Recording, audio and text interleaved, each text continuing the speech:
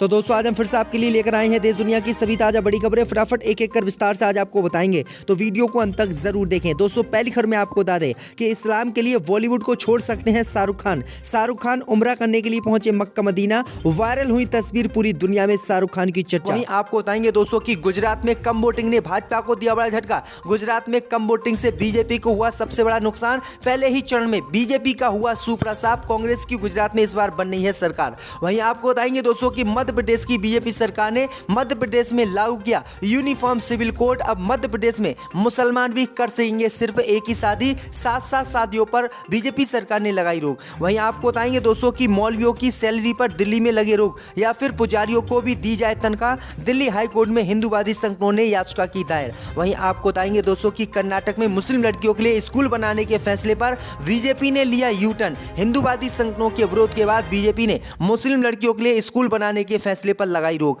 वहीं आपको बताएंगे दोस्तों की एलएसी के करीब भारत अमेरिका के युद्ध अभ्यास पर चीन ने जताई नाराजगी। कहा अमेरिका भारत और चीन में छिड़वाना चाहता है गृह युद्ध। वहीं आपको बताएंगे दोस्तों की गोधरा से असदुद्दीन ओवैसी ने हिंदू उम्मीदवार उतारने से किया इनकार। कहा हम यहां पर देंगे मुस्लिम उम्मीदवार। तो दोस्तों सभी खबरों को आपको एक एक कर बताने वाले हैं, वीडियो को लाइक कर दें। इसी बीच पर तो दोस्तों अगली खबर की ओर, तो इस्लाम के लिए बॉलीवुड को छोड़ सकते हैं शाहरुख खान। उम्रा करने पहुंचे मक्का मदीना।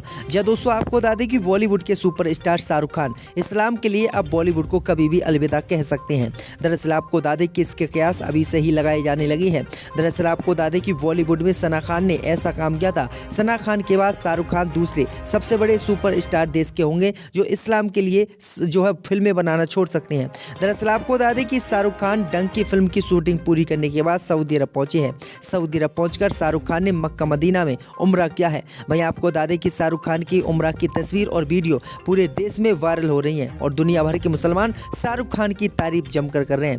दरअसल आपको बता दें कि इस्लाम धर्म में फिल्म बनाना हराम है और शाहरुख खान हराम काम करते हैं। वहीं आपको बता दें कि इससे काफ़ी मौलाना उनसे नाराज भी रहते हैं, लेकिन शाहरुख खान ने एक कदम आगे बढ़कर इस्लाम धर्म के खातिर सऊदी अरब में उम्रा करने के लिए पहुंच गए हैं। उनकी सोशल मीडिया पर वीडियो और तस्वीर वायरल हो रही है, जिसके बाद पूरी दुनिया में शाहरुख खान की चर्चा हो रही है और उम्मीद यही लगाई जा रही है कि सना खान की तरह ही शाहरुख खान भी आने वाले समय में बॉलीवुड को अलविदा कह सकते हैं और अल्लाह की राह पर चल सकते हैं। तो ये बड़ी अपडेट आ रही दोस्तों कि शाहरुख खान फिल्मों को बनाना इस्लाम के लिए छोड़ सकते हैं। इसी बीच पर तो दोस्तों अगली खबर की ओर, तो गुजरात में कम वोटिंग ने भाजपा को दिया बड़ा झटका। गुजरात में कम वोटिंग से भाजपा को पहले चरण में सबसे ज्यादा नुकसान। जब दोस्तों आपको बता दें कि गुजरात में कल पहले चरण का मतदान हुआ था, लेकिन आपको बता दें कि भाजपा को उम्मीद थी कि मतदान सबसे ज्यादा होगा, लेकिन आपको बता दें कि गुजरात में जो भाजपा ने सोचा था वो नहीं हुआ। दरअसल आपको बता दें कि गुजरात में इस बार सबसे कम मतदान हुआ है। वहीं आपको बता दें कि सर्वे में सामने आया है कि सबसे कम मतदान में भाजपा को सबसे बड़ा नुकसान होता हुआ दिखाई दे रहा है।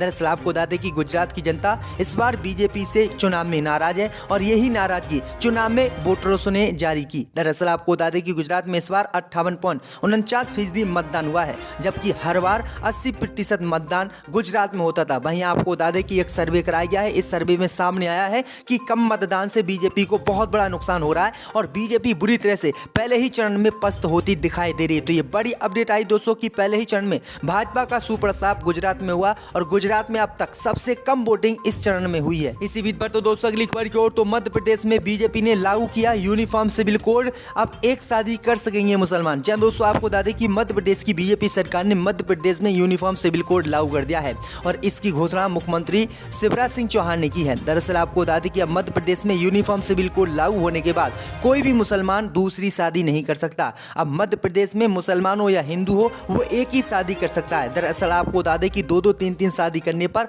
अब मध्य प्रदेश की बीजेपी सरकार ने रोक लगा दी और अब मध्य प्रदेश में मुसलमान भी एक ही शादी कर सकेगा, यानी अब 2 शादी कोई भी मुसलमान नहीं कर सकेगा। तो ये बड़ी अपडेट आई दोस्तों कि मध्य प्रदेश में बीजेपी सरकार ने यूनिफॉर्म सिविल कोड लागू कर दिया है, जिसका मुस्लिम समुदाय ने पुरजोर विरोध किया है। आपकी क्या राय दोस्तों, uniform civil code Madhya Pradesh की बीजेपी सरकार को लागू करना चाहिए था या नहीं? हमें कमेंट करके जरूर बताएं। इसी बीच पर तो दोस्तों अगली खबर की ओर तो मौलवियों की सैलरी पर दिल्ली में लगे रोक, हाई कोर्ट में दायर हुई याचिका। जी दोस्तों, आपको बता दें कि दिल्ली की मस्जिदों के इमामों और मौलवियों को मिलने वाली सैलरी का मामला दिल्ली हाई कोर्ट पहुंच गया है। इस मामले में सुप्रीम कोर्ट के वकील गार्गी खन्ना और प्रेरणा सिंह ने दिल्ली हाई कोर्ट में याचिका दाखिल की और दिल्ली सरकार द्वारा मस्जिदों के इमामों और मौलवियों को मिलने वाली सैलरी पर रोक लगाने की मांग की गई है। वकीलों द्वारा दायर याचिका में कहा गया है कि दिल्ली सरकार इमाम और मौलवियों को सैलरी देकर संविधान के आर्टिकल 1427 का उल्लंघन कर रही है। याचिका में कहा गया है कि मंदिरों के पुजारी को सैलरी नहीं देकर केजरीवाल सरकार संविधान का उल्लंघन कर रही है। दरअसल आपको बता दें कि इस याचिका में मांग की गई है कि मौलवियों की सैलरी पर रोक लगे। अगर मौलवियों की सैलरी पर रोक नहीं लगती है तो फिर पुजारियों को भी तनख्वाह दी जाए। तो ये बड़ी अपडेट आ रही दोस्तों। इसी बीच पर तो दोस्तों अगली खबर की ओर तो कर्नाटक की बीजेपी सरकार ने मुस्लिम लड़कियों के लिए स्कूल बनाने के फैसले को लिया वापस। हिंदूवादी संगठनों ने किया था विरोध। दोस्तों आपको बता दें कि कर्नाटक में मुस्लिम लड़कियों के लिए 10 नए कॉलेज बनाने के फैसले पर विवाद हुआ तो सत्ताधारी बीजेपी ने इस पर यू टर्न ले लिया है।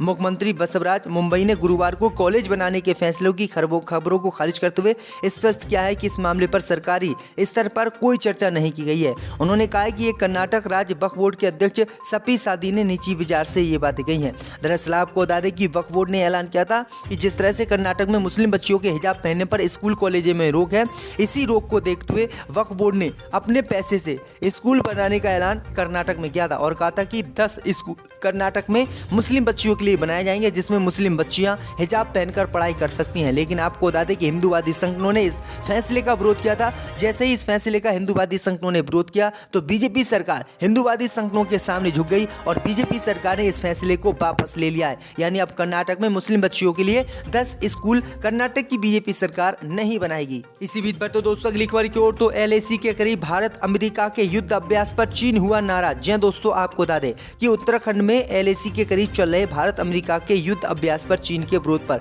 विदेश मंत्री ने कड़ी प्रतिक्रिया दी है।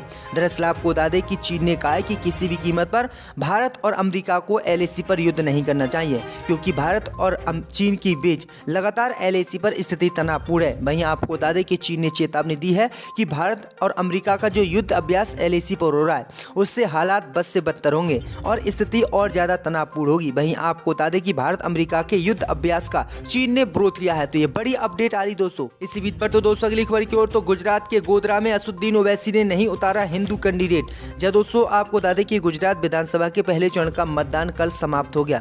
वहीं आपको बता दें कि इसके बाद अब 5 दिसंबर को दूसरे चरण का मतदान होगा। इसके नतीजे 8 दिसंबर को आएंगे। इस बीच कई सीटों पर मुकाबला दिलचस्प हो गया। वहीं गोधरा की एक विधानसभा सीट ऐसी भी है जो कि फिलहाल बीजेपी के खाते में है। हालांकि इस चुनाव में AIM प्रमुख असुद्दीन ओवैसी ने अपना कैंडिडेट उतारा है।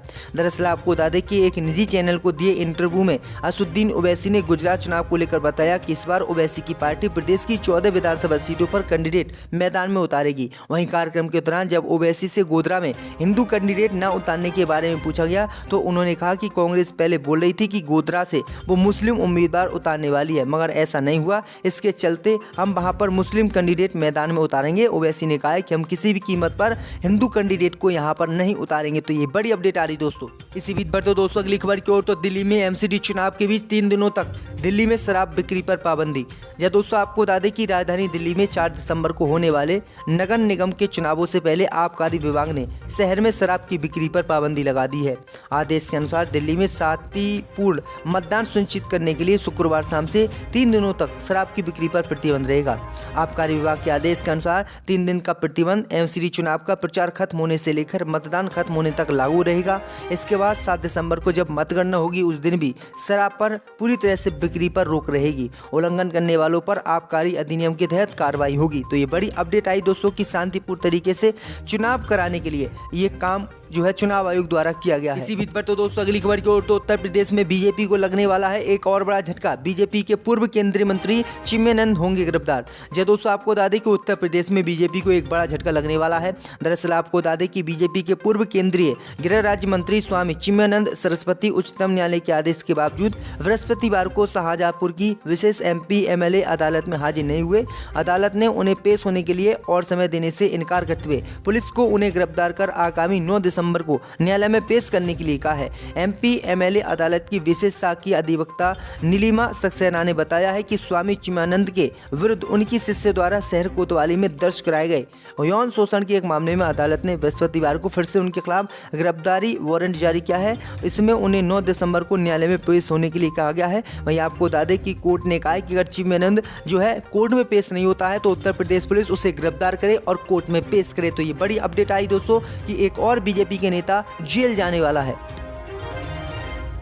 बात तो पूरी शुरू में बाद में सवाल किया था, जब इसकी जिम्मेदारी किसकी है? सरकार से टैक्स लेने की? क्या सरकार की जिम्मेदारी नहीं है कि गरीब को